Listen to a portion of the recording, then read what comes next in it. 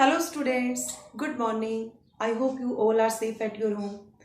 Students, today we will discuss about third chapter of economics, that is money and credit. It's very small, very cute chapter, very easy chapter. Students, in this chapter we know about money and credit. You know very well what is money. I think money के बारे में मुझे बताने की जरूरत नहीं है, क्योंकि आप सभी को पता है मनी क्या है। मनी, आप कहीं भी मार्केट में जाते हो, आप कुछ भी खरीदते हो, तो आप फॉर एग्जांपल आप एक बुक शॉप पे गए, बुक शॉप से आपने मनी देके कोई भी बुक लेके आपने बुक सेलर को कहा कि मुझे सोशल साइंस की बुक चाहिए, उसने आपको दे दी। मुझे मैथ्स की बुक चाहिए, उन्होंने आपको दे दी, और बदले में आपसे उसका वैल्यू का अमाउंट आपसे ले लिया, तो आपने मनी दे दिया। उसके बाद आप फ्रूट्स लेने लगे, तो फ्रूट्स के लिए आपको जो फ्रूट्स चाहिए आपने लिए, और उसके बदले भी आपने मनी दिया। तो मनी क्या है? मनी कुछ ऐसा है, something that is used as exchange for goods and commodities. किसी भी वस्तु को, किसी भी चीज को खरीदने के लिए हम एक एक्सचेंज का जो मीडियम है उसकी तरह हम मनी को यूज कर सकते हैं। इसके बाद एक क्रेडिट वर्ड मैंने लिखा है। क्रेडिट का मतलब होता है लोन, मीन्स जो हमें रिक्वायरमेंट है, हमें पैसे की जरूरत है और वो हम उधार लेते हैं। मीन्स हमारे पास अगर मनी नहीं है तो हम कैसे अपना काम चलाएं, किस तरह से अपनी जो एक्टिविटीज है उनको कंटिन्यू रखें। तो जैसे आपके पास, इससे आप समझ सकते हो, जैसे आपके पास क्रेडिट कार्ड होता है तो जनरली आप उसको किसी पेमेंट के लिए डिजिटल मोड ऑफ पेमेंट आप कर सकते हो उससे, और उसमें एक्स्ट्रा भी आपको, फॉर एग्जांपल आपके अमाउंट में अगर पैसा नहीं है तो आपको एक्स्ट्रा लिमिट मिलती है कि आप उतना उसमें यूज कर सकते हैं। वो कितनी भी हो सकती है, 60,000 हो सकती है, 1 लाख हो सकती है, इतना मनी आप यूज कर सकते हो। यानी आपने क्रेडिट कर लिया, आपको वो बाद में पे करना पड़ेगा। क्लियर? बट डेबिट कार्ड में ऐसा नहीं होता। डेबिट कार्ड में ये स्ट्रांगली ये कंसिडर होता है कि आपके अकाउंट में, जो डेबिट कार्ड जो आपका एटीएम होता है उसमें जितना पैसा है आप उतना ही पैसा उससे डेबिट कर सकते हैं। इसके बाद आता है barter system, double coincidence of funds. इसको समझने के लिए सबसे पहले मैं आपको लेके चलती हूँ ओल्ड टाइम में। ओल्ड टाइम में यानी अगर हम बात करें इंडस वैली सिविलाइजेशन के टाइम की, या उस टाइम से भी पहले के टाइम की, तो क्या था कि जो कोई मीडियम ऑफ एक्सचेंज, कोई पर्टिकुलर ना तो कोई कॉइन्स होते थे ना कोई मनी होता था। तो वहां पे क्या होता था कि अगर किसी आदमी के पास एक, फॉर एग्जांपल फूड ग्रेन्स किसी के पास है और दूसरा एक कॉबलर का काम कर रहा है, तो उसको फूड ग्रेन्स की रिक्वायरमेंट है, तो वो क्या करेगा, वो एक ऐसे आदमी को ढूंढेगा जिसके पास फूड ग्रेन्स हो, और एक और चीज होनी चाहिए कि फूड ग्रेन्स जिसके पास है उसको शूज की भी रिक्वायरमेंट हो। मीन्स बार्टर सिस्टम को सिंपली आप ऐसे डिफाइन कर सकते हैं कि बार्टर सिस्टम ये है कि अगर किसी मेरी जो वांट्स हैं, जो डिजायर है, जो मैं चाहती हूं, उसके बदले मुझे अपना जो चीज मैं बेचना चाह रही हूं और जो चीज मैं चाह रही हूं, उन दोनों का जो पर्सन है उनका आपस में कोइंसिडेंस होना जरूरी है, तो बार्टर सिस्टम चीजों का लेन देन हो जाएगा। मीन्स बिना मनी के, without money selling and buying of goods is barter system. ये बहुत ओल्डर टाइम का सिस्टम है और इसके लिए डबल कोइंसिडेंस का होना बहुत जरूरी है। Double coincidence means wants of both. Means अगर यहाँ पे एग्जांपल में आप समझ सकते हैं, जैसे शूज, एक शूज मैन्युफैक्चरर है और एक वीट प्रोड्यूसर है, तो शूज मैन्युफैक्चरर को वीट की रिक्वायरमेंट है, ठीक है। तो वीट प्रोड्यूसर क्या कहेगा, नहीं मुझे शूज की रिक्वायरमेंट नहीं है, मुझे किसकी रिक्वायरमेंट है, मुझे पोट्स की रिक्वायरमेंट है। जो पोटर है, जो घड़े बनाता है, तो वो कहता है कि मुझे शूज की रिक्वायरमेंट नहीं है, मुझे तो पोट्स की रिक्वायरमेंट। अब ये क्या करेगा, क्योंकि जो जिसके पास वीट है और इसको वीट की नीड है, तो वो तो वीट अपना दे नहीं रहा है, लेकिन पोटर ये कहता है कि मुझे वीट की रिक्वायरमेंट नहीं है, मुझे शूज की रिक्वायरमेंट है।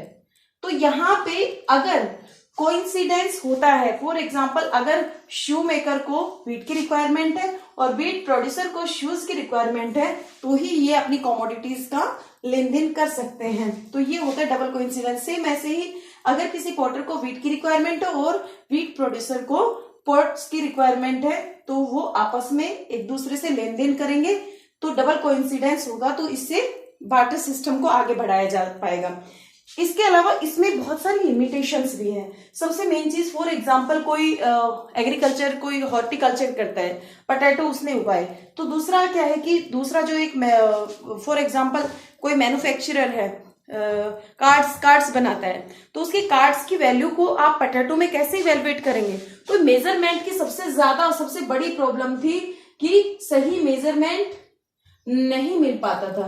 मेजरमेंट सही ना होने की वजह से जो वैल्यूएबल चीजें थी उनके बदले बहुत ही चीप और सस्ती चीजें उनको खरीदनी पड़ती थी। फॉर एग्जांपल पहले क्या होता था, कैटल होते थे लोगों के पास या फूड ग्रेन होते थे, जनरली यही चीजें होती थी, तो वो इन्हीं से बाकी दूसरी चीजों का लेन देन करते थे, राइट। इसके बाद हम डिस्कस करेंगे, जैसे मनी के बारे में मैंने बताया कि जो मनी जब मनी इंट्रोड्यूस हुआ, राजा महाराजाओं के टाइम की अगर बात करें तो उस टाइम बार्टर सिस्टम बहुत कम होता था। उस टाइम जैसे आपने सुना होगा गोल्डन कॉइन्स, सिल्वर कॉइन्स, तो उनकी ज्यादा बात होती थी। तो वो गोल्डन कॉइन, सिल्वर कॉइन या कैटल का भी हालांकि उस टाइम होता था लेन देन, तो वो उससे ज्यादातर जो चीजें थे वो खरीद लेते थे। अभी समझ में आता है ये तो कि भाई अगर 1 ग्राम गोल्डन कॉइन, 10 ग्राम गोल्डन कॉइन होगा तो 40,000 का है, सीधा सीधा उसकी वैल्यू एवेलेबल हो सकती है। लेकिन अगर उसको डायरेक्ट आप किसी कमोडिटी में, किसी गुड्स में अगर इवेल्युएट करेंगे तो वो मुश्किल हो जाएगा। तो ये पहले ही प्रॉब्लम थी मेजरमेंट की। सॉरी। इसके बाद जैसे मनी, यहाँ ओल्डर टाइम की अगर मनी की बात की जाए तो हम बात करेंगे कॉइन्स की। जैसे सिल्वर और गोल्डन कॉइन के बारे में मैंने बताया, तो ये क्या करते हैं, eliminates double coincidence of wants. Double coincidence of wants को एलिमिनेट करते हैं, उस प्रॉब्लम को ये शॉर्ट आउट करते हैं। क्योंकि डबल कोइंसिडेंस में हमें उस आदमी को ढूंढते ढूंढते इतना टाइम लग जाएगा कि हमारी नीड्स पूरी ही नहीं हो पाएंगी या हम उस चीज के लिए बहुत ज्यादा परेशान हो जाएंगे।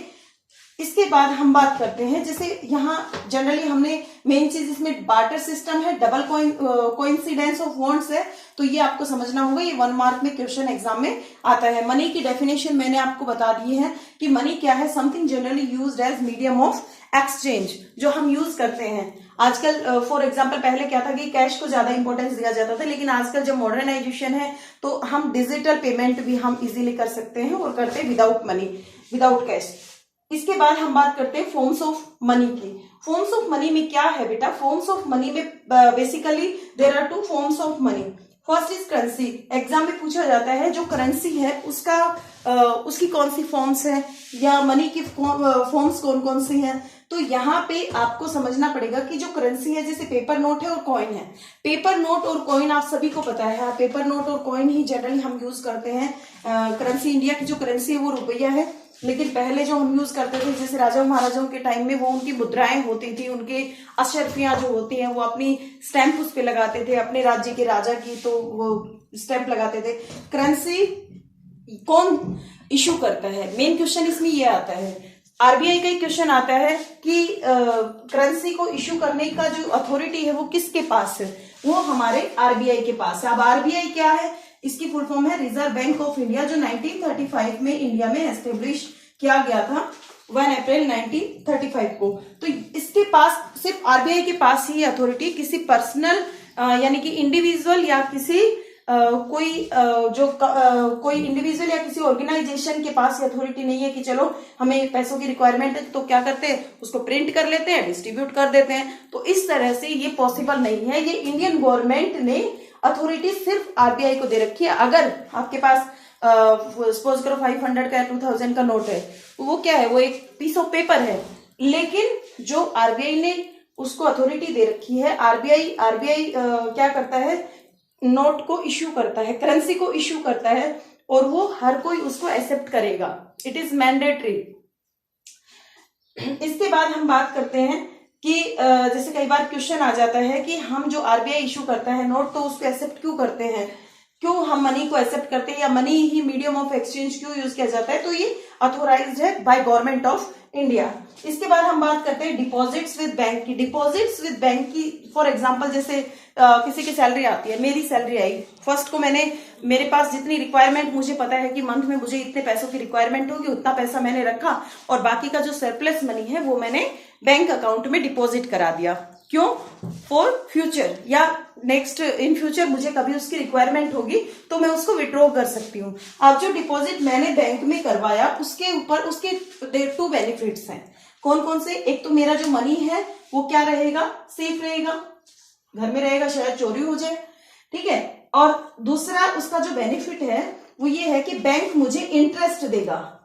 इंटरेस्ट जो मैंने पैसा डिपॉजिट कराया है, हर बैंक का वो डिफरेंट वेरीज है कि कौन सा बैंक, कोई 4%, 5%, 6%, वो डिफरेंट बैंक्स पे डिपेंड करता है कि कितना परसेंट वो आपको इंटरेस्ट देगा। तो डिपॉजिट के 2 बेनिफिट्स मैंने आपको बताया। इसके बाद withdraw on demand, demand deposit इसको कहा जाता है कि हमें हमारा मनी जो हमने डिपॉजिट किया है उसको हमें अपनी रिक्वायरमेंट के अकॉर्डिंग, फॉर एग्जांपल मुझे कुछ टाइम के बाद मनी की रिक्वायरमेंट है तो मैं उसको विड्रॉ करवा सकती हूँ चेक्स के थ्रू, किसी भी तरह से मैं कोई पेमेंट कर सकती हूँ तो वो मैं वापस ले सकती हूँ। इसके बाद मैं चेक की बात करती हूँ। आपकी बुक में जो एक पिक्चर बनी हुई है चेक की, आप ध्यान से देखो इसको, ये दिखाई दे रही है। तो इस पे आपको एक क्वेश्चन आता है एग्जाम में कि चेक क्या है।